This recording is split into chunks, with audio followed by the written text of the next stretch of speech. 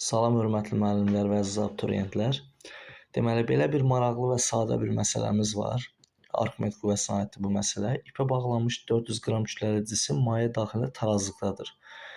Deməli, cisim bildiyimiz kimi tarazlıqda olması üçün Arximed qüvvəsi ağırlıq qüvvəsi və gərilmə qüvvəsinə bərabər olmalıdır. Çünki cismin sıxlığı mayenin sıxlığından azdır ki, cisim mayenin səthinə çıxmağa çalışır.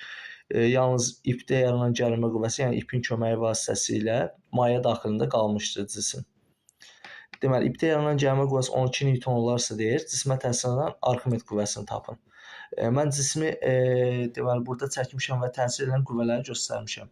Deməli, cisimə təsir edən ipin gərilmə qüvvəsi aşağı doğru yönəlib, ağırlıq qüvvəsi aşağı doğru, Arximed qüvvəsi yuxarı doğru yönəlmişdir.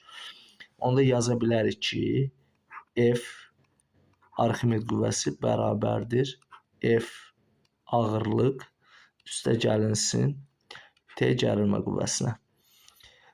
Deməli, Arximed qüvvəsi üçün onda F Arximed bərabərdir ağırlıq qüvvəmiz mg plus T. O da bərabərdir. M 400 qramdırsa 0,4 kiloqram, yəni 0,4 vurulsun 10. T gərilmə qüvvəsi 12.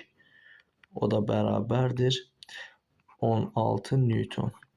Deməli, Arximed qüvvəmiz 16 Newtona bərabərdir. Cavab C variantı.